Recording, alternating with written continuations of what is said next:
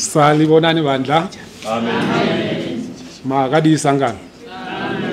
Good morning, saints. We are our Botswana friends. I'll greet them in absentia. Dumela ma and Dumela ra. Yes.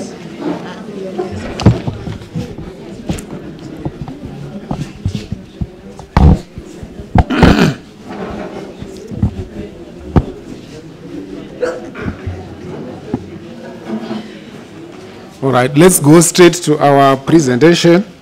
Before I go into that, I must say when I walked into this room, I was kind of awe-stricken, almost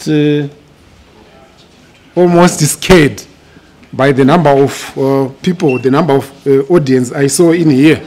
I thought it would just be a very small group. And so I had not pre-programmed myself to speak to a lot of people. But be that as it may, we will go into our subject of the day. I was asked by Shepherdess Madembo to talk about issues related to non-communicable diseases. Non-communicable diseases, as opposed to the communicable diseases that we have been hearing about. Our friend was talking about TB. TB is a communicable disease. That means one person can spread it to another. To balance that, we are going to talk about non-communicable diseases, those diseases that will not spread to other people. Now, humanity has made a lot of progress along the line of the control of communicable diseases. The TBs, the HIVs, the diarrhea that we talked about here. Humanity has made a lot of progress, and we are making a lot of progress. But one thing that we were kind of neglecting is that while we were treating our TBs and our HIVs and our diarrheal diseases, we were not teaching these people lifestyle change. So we have seen this the pendulum swinging from one side where our people were very thin and frail and sickly, to another end where these people have grown very big. You can look at those two ladies sitting there. They are very big by any standards. You can look at that gentleman there. He is very big by any standards. Now, what we were doing was we were controlling their infectious problems, but we were not teaching them about what else they should be doing in order to be healthy. So they've swung from one area and then they've gone to another extreme where they've become too big. So we'll talk about non-communicable diseases, those diseases that will come as a direct result of the lifestyles that we lead. If you think about the non-communicable diseases, we are talking about the diabetes, we are talking about the hypertension, we are talking about the obesity, we are talking about the arthritis. And all these problems are problems which come to us as a result of lifestyle. And they don't just come to us, but they come to us because there are certain principles, certain godly rules that we have trampled upon. We have not taken care of ourselves because we have forgotten about what the Lord has said in his manual. If we go to the book of Deuteronomy 28, I'm reading here in verse 1. It says, "And it shall come to pass, if thou shalt hearken diligently unto the voice of the Lord thy God, to observe and to do all his commandments, which I command thee this day, that the Lord thy God will set thee on high above all nations of the earth. And all these blessings shall come on thee and overtake thee, if thou shalt hearken unto the voice of the Lord thy God." These were wonderful promises that then come after that. Up to verse 14, he's talking about all those blessings that can come to us as a direct result of observing God's rules, commandments, its judgments, and so on. But if we move forward to verse 15 of the same chapter, it says, "But it shall come to pass, if thou wilt not hearken unto the voice of the Lord thy God, to observe to do all his commandments and his statutes, which I command thee this day, that all these curses shall come upon thee and overtake thee. So God is very fair. He says, if you do these things well, you will get blessings. But there is a flip side to it. If you don't do them, then there are curses that will come to you. So God is very fair. Unlike us human beings, humanity, sometimes we give rules and regulations. We even tell our children, if you break this rule, these are the consequences that will be for you. But lo and behold, when those commandments, those rules are broken, nothing is done. Now, God is very faithful. If he promises to give you a blessing and you do what he wants, those blessings will surely come to you. But again, if he promises that if you break his rules and his commandments, curses will come to you, he's also very faithful to deliver on that promise. So it balances out. So what am I saying here? I'm saying those problems there are coming to us as a direct result of us not obeying God's rules, not obeying God's commandments. If we go to verse 58 of the same chapter, if thou wilt not observe to do all the words of this law that are written in this book, that thou mayest fear this glorious and fearful name, the Lord thy God, then the Lord will make thy plagues wonderful. As I was going through this passage, I was saying, how can God say a plague can be wonderful? But what God was saying was that it will leave you awe-stricken. Muchashamisika by the plagues that you will meet if you don't follow God's commandments. So he says, thy plagues, the plagues will be wonderful, and the plagues of thy seed. So it's not only for us, but for our seed as well. Even great plagues and of long continuance. This is what this is the part I want. Great plagues and of long continuance. What is he saying here? He's saying you will have chronic diseases. And chronic diseases are the diseases that come to us as a direct result of us not taking care of our bodies, not following the 8 laws of health or the 8 doctors of health. I'm glad that they are displayed here, in here. Because the commandments that are being talked about here are not just the Decalogue, the 10 commandments. He's also talking about the laws of health, the 8 physical laws of health. If we don't observe those, there are direct consequences that will come to us. And those direct consequences are the problems that we are talking about today.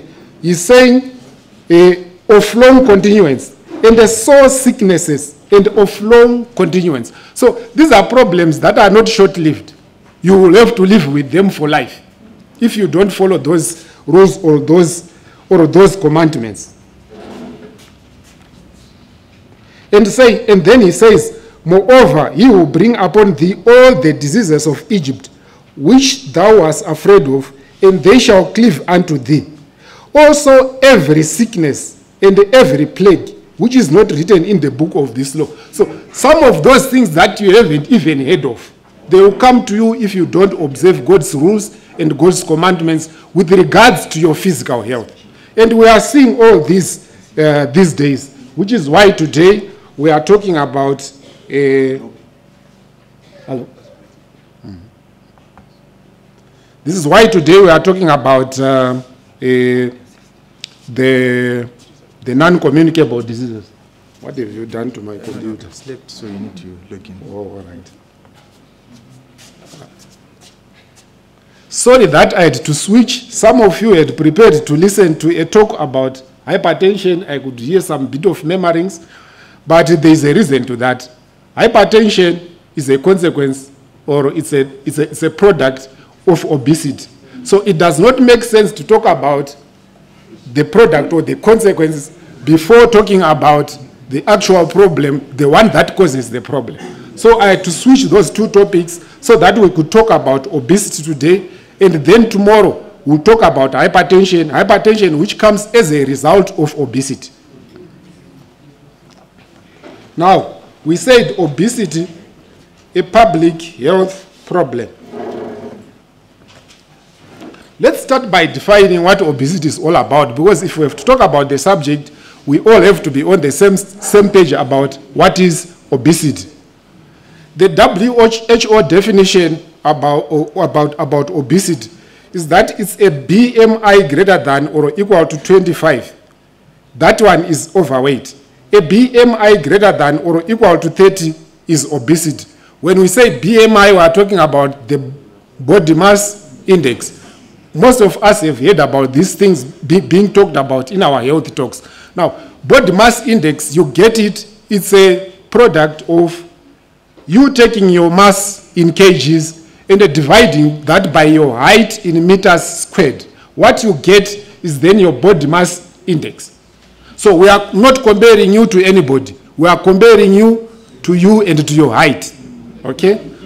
So nobody can come and complain that my BMI is too high. It's you who takes that responsibility because it's your weight versus your height. Right? So BMI greater than 30 is obesity. Greater than 25, overweight. You can see on the other part there, there's the other side to it. Let's always aim to walk the middle line, okay? Because underweight has got its problems. We are not talking about underweight today, but it has its problems. If your BMI is less than 18.5, you are underweight. Normal range should be 18.5 to 24.9. Some will say 19 to 24, some will say 20 to 25. It's around the same range. But if you are above 25, you are overweight. If you are 25 to 29, that's pre-obesity. You are overweight. You are not yet obese. But the moment you get to 30, your BMI, you are now obese. Class 1 obesity is 30 to 34. You are obese. 35 to 39, you are class 2, or this is what we call gross obesity. And then above 40, you are obesity class 3, or what we call morbid obesity. You are sick, it's an emergency. We need to admit you in order to treat you because you can die any moment. Right? That's a BMI of greater than 40. You are an emergency.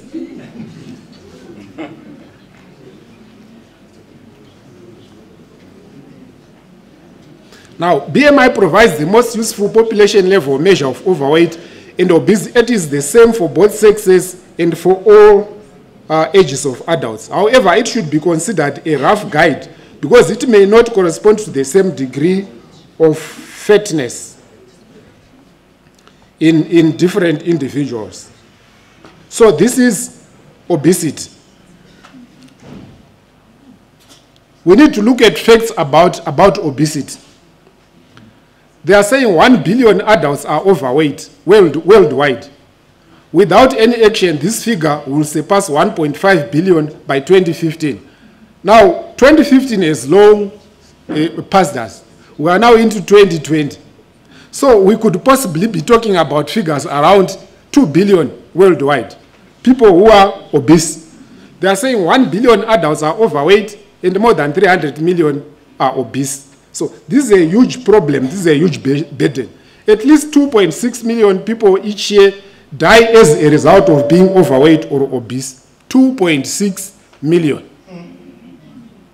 As a direct result of what? Of being overweight or obese. And they say once associated with high-income countries, obesity is now also prevalent in low and middle-income countries. Because some people seated here were actually saying, how can Dr. Dondo be talking about obesity? It's a thing of the Western world or of the developed countries. You are mistaken. We are moving very fast in the direction of the first world or the Western world.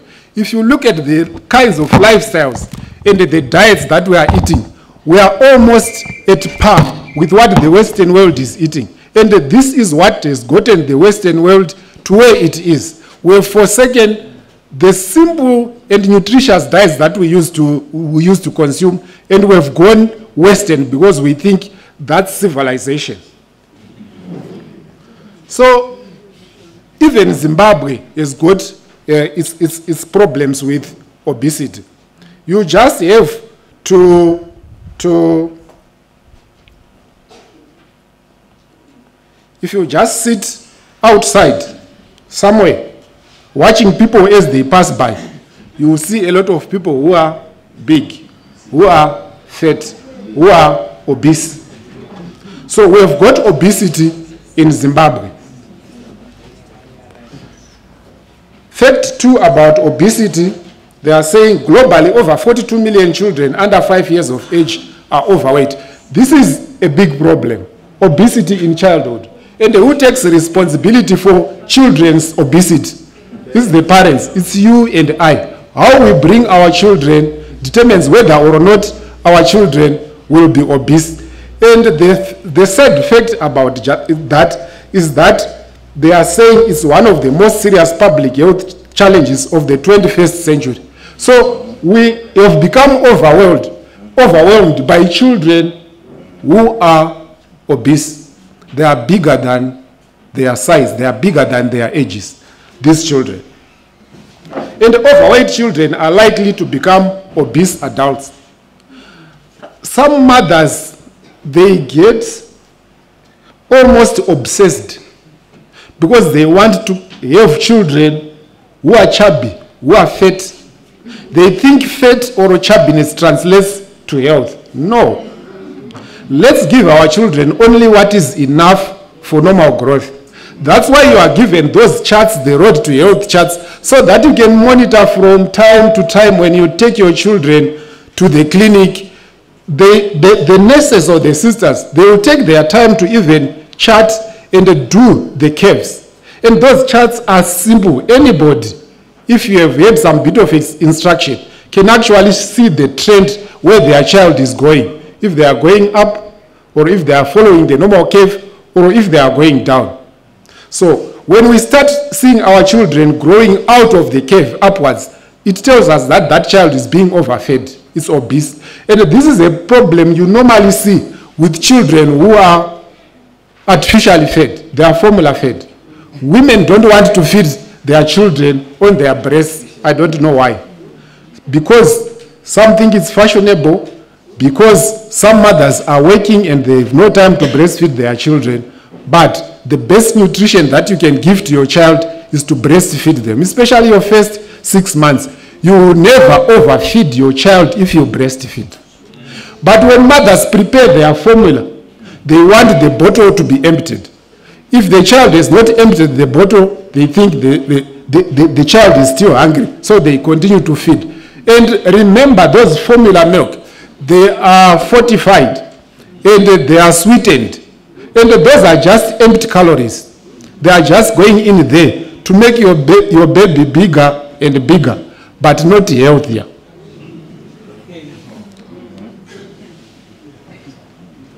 What has happened, my brother?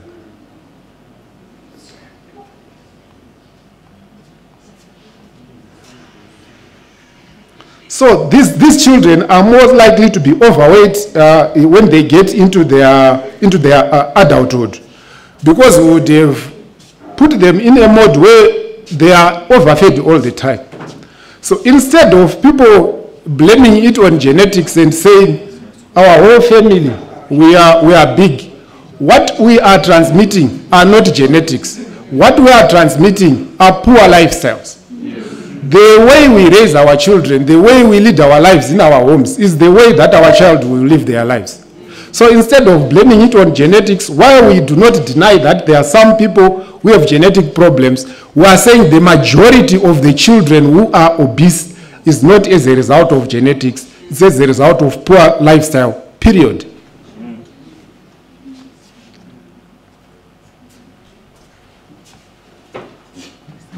Now, they are more likely than overweight children to develop diabetes. So, who causes diabetes in children? The parents. And the cardiovascular diseases, those diseases that affect your heart, they are more likely to develop those problems at a younger age, which in turn are associated with a higher chance of premature death and disability. So, we kill our own children. I want you to feel bad about it, because we want it to stop. This is why I'm saying we kill our own children. we should take responsibility for that, because we are the ones who are supposed to take care of these little ones.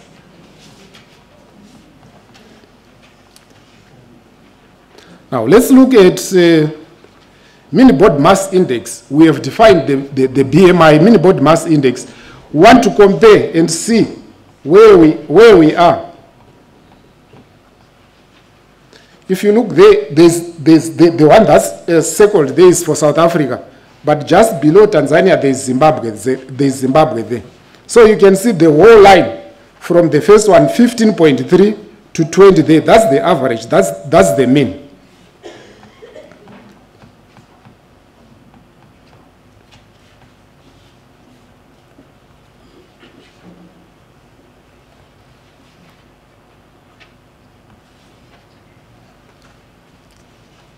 How big is the problem in South Africa? South Africa and Zimbabwe have got, South Africa has got better statistics than us. That's why I chose to take these statistics. In South Africa, we are saying males above 15. 19.4% of the males above 15 are overweight. And 9.1% are obese. Overall, that gives about 29% of males being overweight or obese. In females, overweight, we have got 25. Look at that figure there. Our female counterparts. Do something about this. Because you are at 25.5% overweight. Obese, you are on 29.4%. Look at your overall as compared to the men. Men are 29%. Women are 56%. Maybe because you are spending too much time in the kitchen, nibbling, and mumbling as you prepare our meals.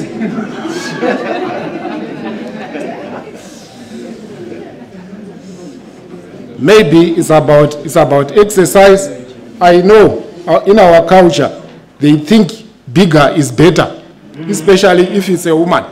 If you take your wife to your in-laws and she looks very slim, they will become very worried.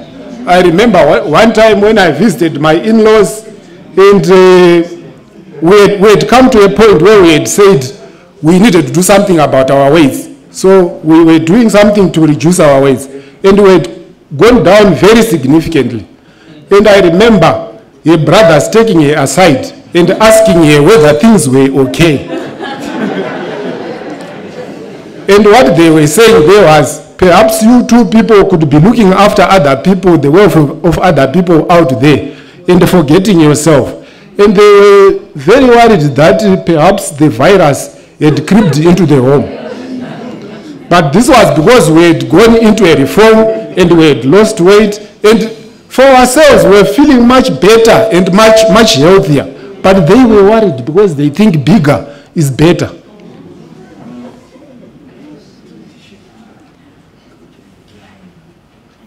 Now we will leave the other statistics here. They don't help us.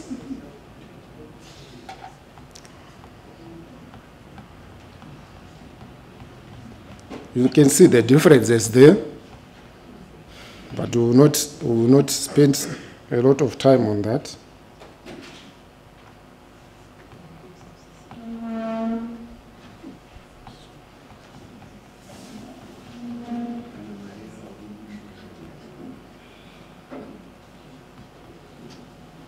Right.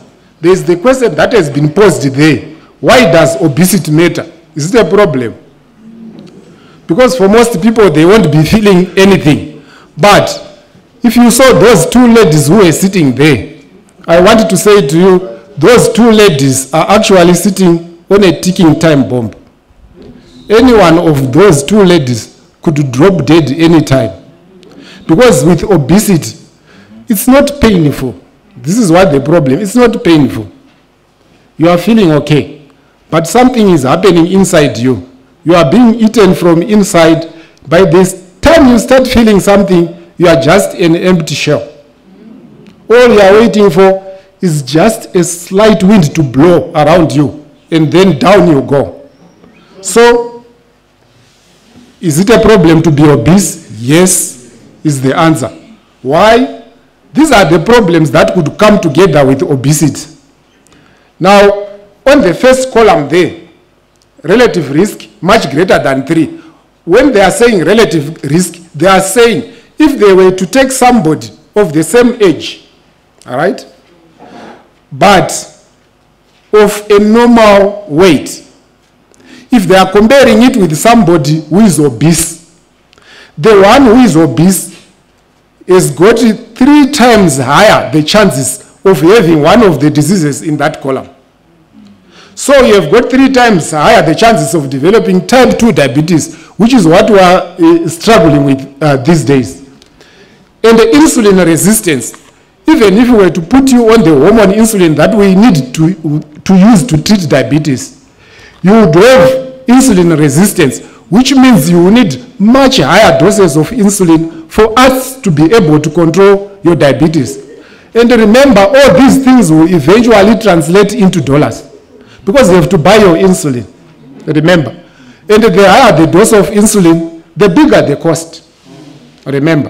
And the insulin resistance, the higher the insulin resistance, the more your chances of succumbing to diabetes, which means you can die with everything that people around you will be trying to do to control your diabetes. If you are too big, if you are obese, your response to insulin is poor. So you may die even when people are making efforts to save you. Gallbladder disease. We know about the gallbladder, this organ around our liver, the ones that stores our bile. So cholecystitis, the inflammation or infection of the gallbladder, or the gallstones that so many people go to theater for, they are operated simply because they are living poor lifestyles. And those are expensive procedures, mind you. They are expensive, but they are not only expensive, it's a risk. Any operation that you undertake has got a risk that goes together with it. You may go into theater and the next moment we are wheeling you to the mortuary. Yes. And then the dyslipidemias, imbalance of fatty substances in the blood, e.g. cholesterol. You know about cholesterol, that fat that will plug your blood vessels or your arteries, and then you can end up with your heart attacks or your anginas. And then the breathlessness, for no apparent reason other than that you are too big. You are not able to breathe. Always hyperventilating, simply because you are too big. Where others are very comfortable, you are not. And then sleep apnea or disturbance of breathing. I remember very well, I was not having sleep apnea, but snoring was a big problem for me before I went into reform. My wife would almost, at the time we go to bed, if I sleep before, she always had to elbow me so that I can wake up, and she would say, "You are not sleeping well." Why? Because I was snoring, and I would get irritated. Because when you are asleep, especially if you have just slept and somebody wakes you up, it's difficult for you to go back to sleep early again. And I would get irritated. Why are you waking me up? And she says, "You are snoring. I cannot go to sleep because you are making too much noise." Simply because I was obese. Right. For your own information, that time I was weighing 96 kilograms, which is way above what my height demands. I'm supposed to be weighing 78 kilograms according to my height, but I was weighing a hefty 96 kgs. And it was a problem. Thank God I realized it. I have trimmed. Right now, the last time I went on to the scale before I came here, I'm 78. Exactly 78. Because of all the programs that I went to in order to live healthfully. I realized that I was taking the wrong path. I repented. I'm living healthfully. Now I am exactly where I'm supposed to be. So one of the problems is snoring. The other problems is sleep apnea. You will not sleep well. So the next morning when you wake up, you are just irritated because you have not been resting while you are supposed to be resting. And then column number 2 there is talking about a 2 to 3 time risk of coronary heart disease. This is where you are plugging the arteries or the vessels that are supposed to be supplying blood to your heart muscle. Your heart muscle, in order to function properly, it needs blood. it needs nutrients, it needs oxygen. What does that is your coronary arteries. But if you are obese, you are making them narrower and narrower, which means the amount of blood you are supplying your heart muscle is less and less. And this is how you end up with a heart attack or with angina. And then hypertension, which is high blood pressure. That's why I said hypertension is a complication or a product of obesity. You are 2 to 3 times more likely to have high blood pressure if you are obese or overweight as compared to somebody your same age who is not. And the strokes, you are 2 to 3 times more likely to end up with a stroke. Now, these are life-changing situations. When you get a stroke, you are a completely different person. All of a sudden, and these things come without a warning. All of a sudden, today you have been independent, able to do everything for yourself. And then the next moment, you are in a wheelchair. And for all you may know, you may never leave that wheelchair for the rest of your life. Or even, you are in bed, and you might not even leave that bed for the rest of your life. These are life-changing situations, but we are saying we get to there simply because we are neglecting ourselves. We are not looking after ourselves. Let's go back to the 8 laws of physical health, and then we can avoid these situations, the obesity that I'm talking about. The arthritis that people talk about, they will tell you that, oh, it runs in the family. Yes, it runs in the family, not because it's genetic, but because the family has got a poor lifestyle. So for generations, you are transmitting poor lifestyles from one generation to another, and we want to blame it on genetics. Remember, people always want to look for scapegoats. And then the gout, psychological factors, I would have talked about it, but I'm reminded that we only have 10 minutes there. Hey, how I would have loved to continue talking for the next 30 minutes, because this slide is packed. I mean, this presentation is packed. And then the other stuff there, the cancers, colon cancer, breast cancer, my dear women in the audience, breast cancer in postmenopausal women. If you are postmenopausal and you are overweight, your chances of having breast cancer are 1 to 2 times higher than somebody who is normal. Endometrial cancer, that is the cancer of the uterus, you are again 1 to 2 times more likely to end up with that. And then there are some women who have problems with reproduction, not because there is a problem with them, but simply because they are too big. The obesity itself creates hormonal imbalances, and then you might end up with problems of subfertility or not being able to conceive. Polycystic ovary syndrome, impaired fertility, low back pain. Oh, this is one of the problems that I used to have before I reformed. I was taking tablets literally every day because of a backache. Yes, I had a motor vehicle accident, but what I didn't realize was that, yes, the injury had been caused by the car, but it had been worsened by my lifestyle. I was putting so much weight on this skeleton that was already problematic, to a point where I was surviving on tablets, whereas the moment I realized that my problem was weight and I reduced it, ever since I have not taken a painkiller again for my backache. But for my colleagues who are here, the doctors who are here, I've got 2 discs that are out of position. 2 discs, disc prolapses. And I'd been offered an option to do an operation to remove those discs. But I realized that there was something better. There was another solution which was better than that. And that was simply trimming my body, which is why I'm here now. I'm on 78 and I'm not on medication. Yes, I'm taking medication for hypertension, but the other good thing that happened to me about my loss of weight was that my BP was very high. And I needed to take 3 medications, which is very costly. But now we have reduced it. My doctor had to reduce it down to 1. Why? Because the other party has been taken care of by the weight reduction. You can understand that I was 96, but now I'm 78. I took almost 20 kgs off me, which I was walking around carrying every day. And there's no way you cannot have a backache when you are walking around every day carrying a 20 kg bag of millennium. It was an overload, yes. And the sad thing was, The sad thing was, I was a doctor. I was supposed to be advising others to do that, but instead, I was doing the opposite, walking around with a big tummy and with a backache. Success curve.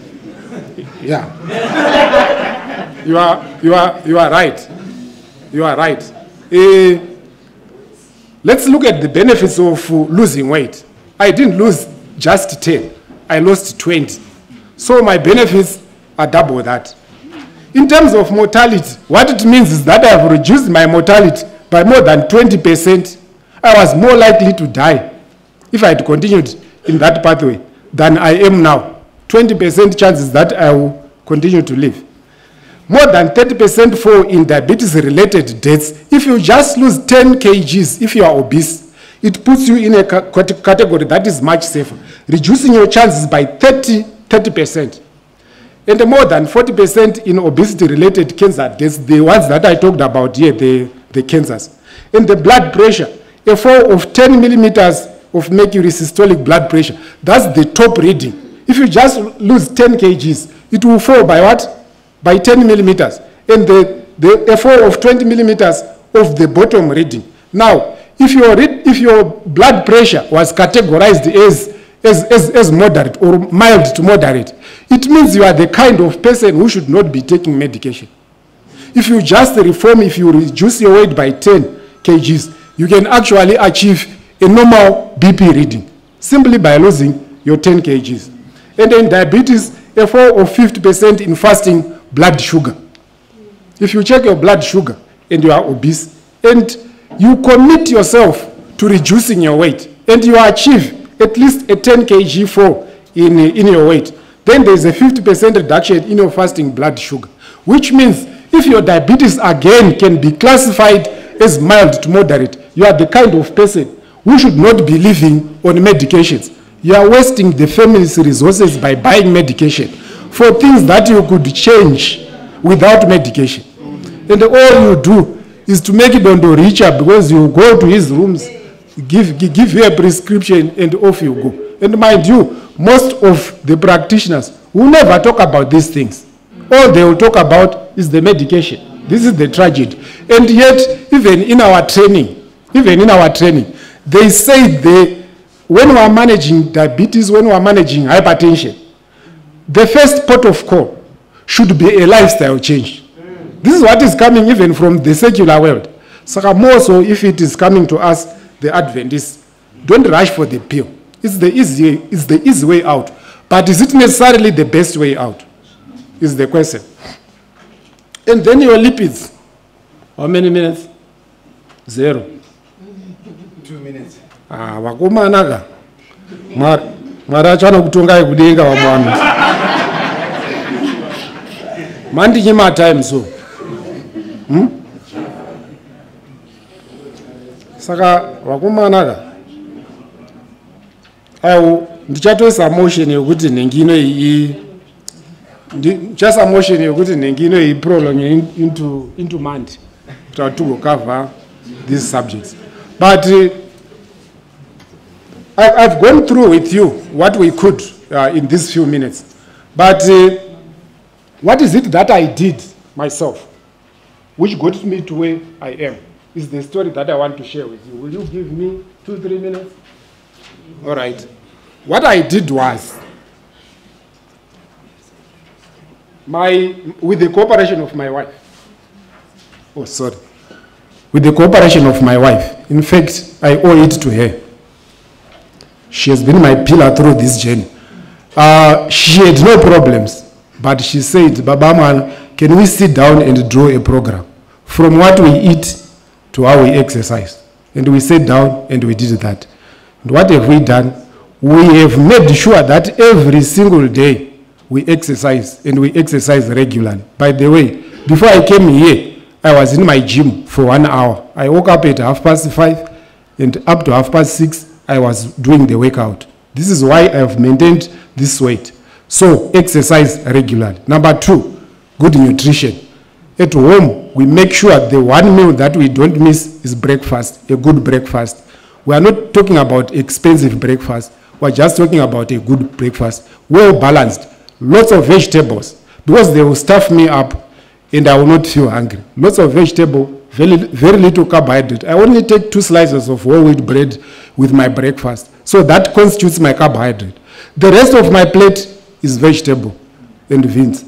I will make sure that there is every color of the rainbow in that plate. So your carrots will be there, your green beans will be there, your cabbage will be there, your broccoli will be there, your cauliflower will be there, and that constitutes what I eat every morning. And the rest of the day, I don't have to eat because I am full. Vegetables will take a long time to be digested. So my stomach will be full the whole day. I'm one of those people who are living on the 101, right? Like Elijah. The Lord was sending to him bread and meat through Makondo in the morning and through Makondo in the evening. But I don't get anywhere in the passage where it says the Lord was sending bread and meat to Elijah. So what was Elijah doing when he was on that brook? He was simply drinking water. And this is how I survive. Those of you who have come to my practice, whom I attended to, they know that when they get into my consulting room, there's a bottle of water there that I'll be taking the whole day. Most of the time we eat not because we are hungry. We eat because we mistake thirst for hunger. What we are supposed to be doing is drinking water, not eating. But when we feel the stomach is kind of empty, we rush to take the snacks. And this is what makes us big, because we are taking calories where we are not supposed to be taking calories. And then in the evening, I have my smallest meal. And this is how I have survived ever since I started this journey. And I'm saying to you, if you are where I was, it's very possible for you to reform, to repent, and to get to exactly where you are supposed to be. It's possible. I've removed 20 kgs. Here, I was simply advocating for 10 kgs, which is half of what I removed from myself. It's possible for you to achieve it. If I did it, you can do it also.